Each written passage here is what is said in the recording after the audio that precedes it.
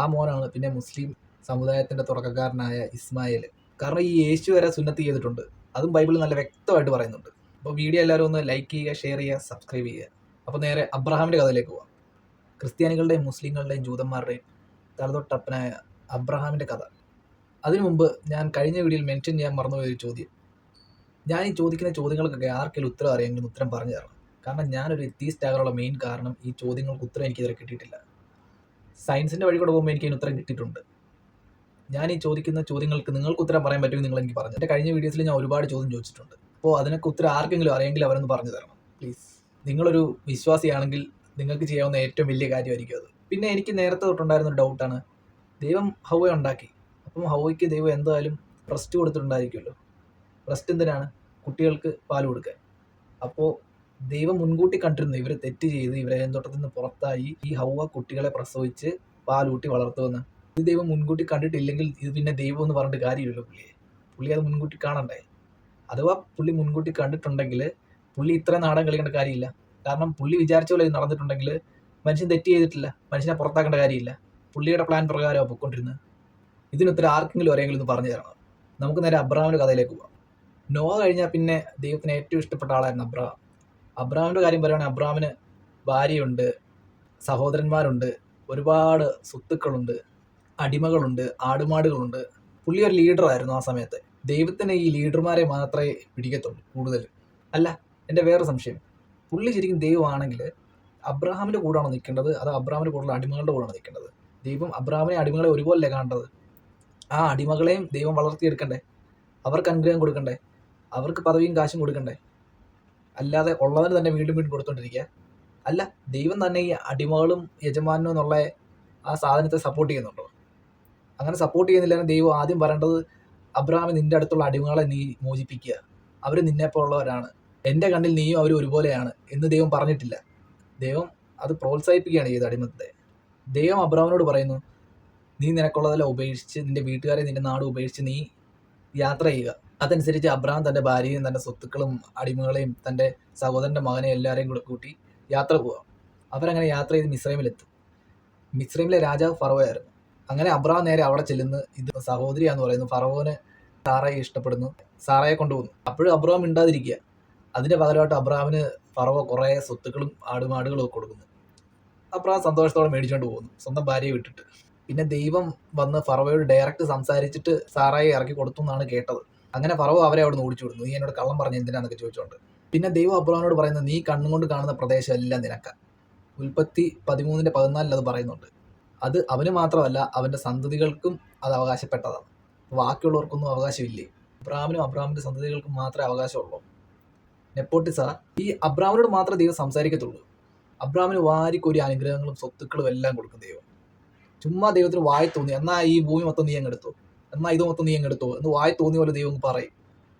എനിക്കൊരു സംശയം, ഇത് ദൈവം പറയുന്നതാണ് അതോ അബ്രഹാമിനുണ്ടായ തോന്നലാണ് ഇതൊക്കെ? കാരണം ഈ ദൈവത്തെ അബ്രഹാം മാത്രമേ കണ്ടിട്ടുള്ളൂ. അബ്രഹാം മാത്രമേ ഇയാളോട് സംസാരിക്കത്തുള്ളൂ. അബ്രഹാം അടിമകളെയും സാധാരണക്കാരെയും തരംതിരിച്ച് തന്നെയാണ് കണ്ടിരുന്നത്. അതായത് ഉൽപ്പത്തി 15:3 പറയുന്നുണ്ട്, എനിക്ക് മക്കളെ കിട്ടിയില്ല, എൻ്റെ വീട്ടിലെ ദാസൻ എൻ്റെ അവകാശിയാകും. അതെനിക്കിഷ്ടമല്ല. മക്കളില്ലാത്തൊരാൾക്ക് വേറൊരാൾക്ക് കൊടുക്കുന്നതിന് പ്രശ്നം എന്താണ്? പുള്ളിക്ക് മക്കളില്ല, അപ്പോൾ ഇല്ലാത്തൊരാൾക്ക് ആ സ്വത്ത് കൊടുക്കുന്നതിന് പുള്ളിക്ക് എന്താ പ്രശ്നം? അവിടെ ഈ ദൈവം പറയുന്നത് എന്താണ്? നീ പേടിക്കേണ്ട, നിന്റെ ദാസനാവൊന്നും കിട്ടത്തില്ലെന്ന്. ദൈവം അപ്പോൾ ഈ യജമാനൻ ദാസൻ എന്നുള്ള വേർതിരിവ് കാണുന്നുണ്ട്. അത് കഴിഞ്ഞ് നമ്മുടെ ദൈവത്തിൻ്റെ ഉള്ളിലുള്ള ഡ്രാക്കുള ഉണരുകയാണ്. ഉൽപ്പത്തി 15:9 പറയുന്നത്, 3 വയസ്സുള്ള പശുക്കിടാവ്, കോലാട്, ആട്ടിൻകുട്ടനെയും പിന്നെ ഒരു കുറുപ്രാവിനെയും ഒരു പ്രാവിൻ കുഞ്ഞിനെയും എനിക്ക് ബലി തരിക എന്ന് ദൈവം അങ്ങോട്ട് ചോദിക്കുക, ലിസ്റ്റ് കൊടുക്കുക, എനിക്ക് ഇത്ര സാധനങ്ങൾ വേണം. അത് ഹോട്ടലിൽ ചെന്ന പോലെ. അബ്രഹാം ഇതെല്ലാം റെഡിയാക്കി കൊടുക്കും, അത് വേറെ കാര്യം. പുള്ളി ഉണ്ടാക്കിയ ജീവന് പുള്ളി പുല്ല് വിലയാണ് കൊടുക്കുന്നത്. പുള്ളിയല്ലേ ഈ ജീവനെയൊക്കെ ഉണ്ടാക്കിയെന്ന് പറയുന്നത്, മൃഗങ്ങളെയൊക്കെ. അതിനെ കൊന്നിട്ട് വേണം പുള്ളിക്ക് പ്രസാദം വരാൻ. പിന്നെ ഇവരുടെ കുടുംബ സീരിയലാണ്. അതായത് സാറായിക്ക് മക്കളില്ലാത്തതുകൊണ്ട് സാറായി അവളുടെ അടിമയെ അബ്രഹാമിന് കൊടുക്കുന്നു. അതായത് അബ്രഹാമിൻ്റെ അടുത്ത് പോയി പരിപാടി നടത്താൻ പറയുന്നു. അങ്ങനെ അബ്രഹാം കോളടിച്ചല്ലോ എന്നുള്ള രീതിയിൽ പരിപാടി നടത്തുന്നു. അവർക്കൊരു മോനുണ്ടാകുന്നു. ആ മോനാണ് പിന്നെ മുസ്ലിം സമുദായത്തിൻ്റെ തുടക്കക്കാരനായ ഇസ്മായിൽ. ഈ അടിമ സ്ത്രീയുടെ പേര് ഹാഗാർ എന്നാണ്. ഈ ഹാഗാറിൻ്റെ മകനാണ് ഇസ്മായിൽ.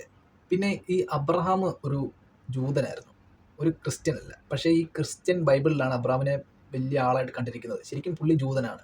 കാരണം പുള്ളിയോട് ദൈവം പറഞ്ഞിട്ടുണ്ട് സുന്നത്ത് ചെയ്യണമെന്ന്. ക്രിസ്ത്യാനിറ്റി സുന്നത്തില്ല. പിന്നെ ഉള്ളത് ഇസ്ലാമിലാണ്. അതായത് ഈ ജൂതമതത്തിന്റെ കോപ്പിയടിയാണ് ഇസ്ലാമും ക്രിസ്ത്യാനിറ്റി. ഉൽപ്പത്തി 17:10 ദൈവം അബ്രാമിനോട് ഒരു ഉടമ്പടി വെക്കുന്നുണ്ട്. നീയും നിന്റെ സന്തതികളും എൻ്റെ നിയമം പാലിക്കണം, അതായത് സുന്നത്ത് ചെയ്യണം. 8 ദിവസം പ്രായമുള്ള ആൺകുഞ്ഞുങ്ങൾ സുന്നത്ത് കഴിച്ചിരിക്കണം. ഇത് ഞാൻ നിങ്ങളോട് വെക്കുന്ന ഉടമ്പടിയാണ്. ഈ പറയുന്ന സുന്നത്ത് വീട്ടിൽ മേടിച്ച ദാസനായാലും അല്ലെ അവൻ്റെ അടിമയായാലും ചെയ്തിരിക്കണമെന്ന്. അപ്പോൾ എല്ലാവരും, ഒരു കുഞ്ഞു പോലും വിടാതെ എല്ലാവരും ചെയ്തിരിക്കണമെന്നാണ് ദൈവം പറയുന്നത്. അങ്ങനെ ദൈവം ബൈബിളിൽ പറഞ്ഞിട്ടുണ്ടെങ്കിൽ അത് ഇപ്പോൾ ഉള്ള ആൾക്കാരും ഫോളോ ചെയ്യണം, അല്ലെങ്കിൽ അവർ ദൈവത്തിൻ്റെ നിയമം ലംഘിക്കുക. ഇപ്പോൾ ഈ പറയുന്ന ക്രിസ്ത്യാനികളും അത് ചെയ്തിരിക്കണം, അല്ലെങ്കിൽ അവർ ദൈവത്തിൻ്റെ നിയമം ലംഘിച്ചിരിക്കുക. ദൈവം അവരെ ഛേദിച്ച് കളയുമെന്നാണ് പറഞ്ഞേക്കുന്നത്. അപ്പോൾ നിങ്ങൾ ക്രിസ്ത്യാനികൾ ഉറപ്പായിട്ട് സുന്നത്ത് ചെയ്തിരിക്കണം. ഇത് ഞാൻ പറഞ്ഞതല്ല, നിങ്ങളുടെ യഹോവ പറഞ്ഞതാണ്, സാക്ഷാൽ യഹോവ. പിന്നെ ചില ആൾക്കാരുണ്ട്, അവർ പഴയ നിയമം എടുക്കത്തില്ല, പുതിയ നിയമം മാത്രമേ എടുക്കത്തുള്ളൂ. ഈ പുതിയ നിയമത്തിൽ വരുന്ന യേശു എടുക്കുന്നത് ഈ പഴയ നിയമമാണ്. കാരണം ഈ യേശു വരെ സുന്നത്ത് ചെയ്തിട്ടുണ്ട്. അതും ബൈബിളിൽ നല്ല വ്യക്തമായിട്ട് പറയുന്നുണ്ട്. ഉൽപ്പത്തി 17:23 പറയുന്നുണ്ട്, അബ്രാം അന്ന് തന്നെ സുന്നത്ത് ചെയ്യുന്നു, അബ്രാമിന്റെ വീട്ടിലുള്ള ആൾക്കാരെ കൊണ്ട് സുന്നത്ത് ചെയ്യിപ്പിക്കുന്നു. ഈ പറയുന്ന ഇസ്മായിലിനെ സുന്നത്ത് ചെയ്യിപ്പിക്കുന്നുണ്ട്. അപ്പോൾ അബ്രാം അവരെ ഫോഴ്സ്ഫുള്ളി ആയിരിക്കും അന്ന് ചെയ്യിപ്പിച്ചിട്ടുണ്ടാകുക, അവരുടെ സ്വന്തം ഇഷ്ടപ്രകാരമല്ല. ഇതിൽ നിന്ന് ഒരു കാര്യം എനിക്ക് മനസ്സിലായത്, ഈ ബൈബിളിൽ പറയുന്ന യഹോവ തന്നെയാണ് ഖുറാനിൽ പറയുന്ന അള്ളാഹു. അതായത് ഇതൊന്നുകൂടി ഊട്ടി ഉറപ്പിക്കുകയാണ്, ജൂതമതത്തിൽ നിന്നാണ് ക്രിസ്ത്യാനിറ്റിയും ഇസ്ലാമും ഉണ്ടായതെന്ന്. ജൂതമതത്തെ സംബന്ധിച്ചിടത്തോളം യേശു എന്ന് പറഞ്ഞാൽ അവർ വെറും ഒരു പ്രവാചകനാണ്, ഒരു കള്ളപ്രവാചകൻ. അവർ വിശ്വസിക്കുന്നത് ഈ പക്ക പഴയ നിയമത്തെയാണ്. അത് നേരെ ക്രിസ്ത്യാനിറ്റിയിലോട്ട് വരുമ്പോൾ അവർ പഴയ നിയമത്തെ എടുക്കുന്നുണ്ടെങ്കിലും അവർ മെയിനായിട്ട് ഫോക്കസ് ചെയ്യുന്ന പുതിയ നിയമത്തെയാണ്. അവരുടെ പ്രവാചകൻ യേശുവാണ്. അതായത് ഈ പഴയ നിയമത്തിലെ ദൈവത്തിൻ്റെ പുത്രൻ എന്ന് ഇവർ വിശ്വസിക്കുന്ന യേശു. ശരിക്കും പുള്ളി ഒരു പ്രവാചകൻ മാത്രമായിരുന്നു, ഒരു ദൈവമൊന്നുമല്ല.